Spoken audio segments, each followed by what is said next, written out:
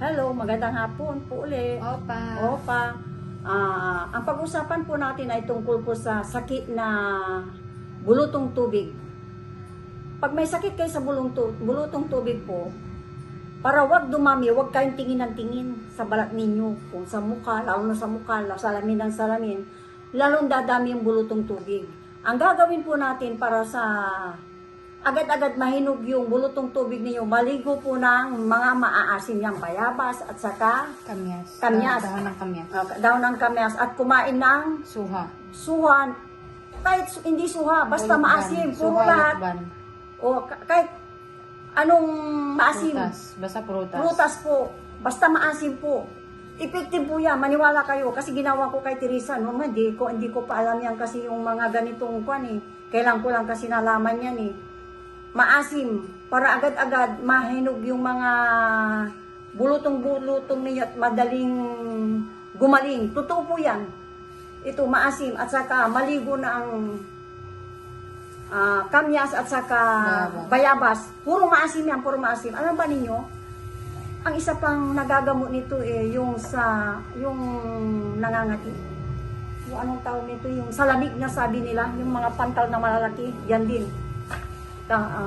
Mga bayabas din po. Totoo po yun, maniwala po kayo. Kaya, pag nagkaroon kayo ng bulutong tubig, huwag po ninyo laging tinitignan yung mukha ninyo sa salamin. At lalong dadami po yung sakit ninyo. Maniwala po kayo. Yung mga budlik-budlik yan, lalong dadami po. Magkakaroon patuloy kayo ng rashes para na kayo multo. Puro pa yung mga mukha ninyo, yung pimples na malalaki dyan sa mukha. Kaya wag ninyong wag ninyong tinitignan yung mukha ninyo sa salamin at saka wag ninyong laging pati yung mga katawan tinitignan, wag na wag po. Ito maasim para madaling mahirog at madaling gumaling. 3 araw magaling na agad. Kaya mga kaibigan, ang gawin ninyo kamyas, maligo ng kamyas at kumain ng puro laging maasim.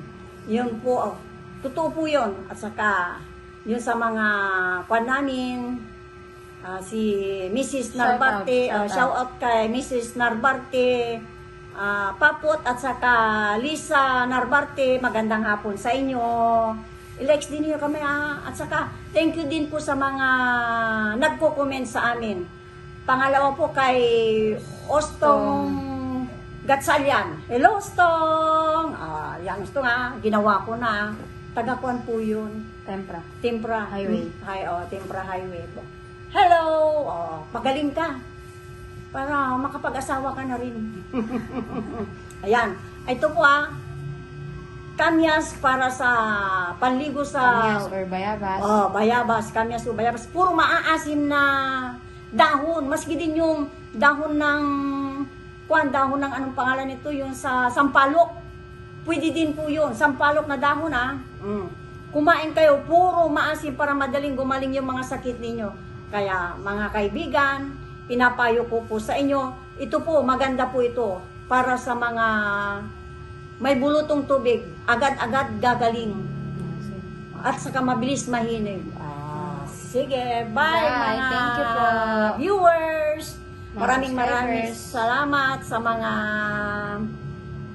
mga suporta ninyo sa amin at huwag kayong magsawa sa amin. At saka mag-comment din kayo. Po. And please like and share this video and subscribe and click the bell button. Bye-bye! Bye! Opa. Thank you very much. Opa! Maraming bless. God bless po sa inyo. Stay healthy and God bless. Opa. Yun kamyas para sa bulutong tubig. Opa. Bye! Opa. Opa!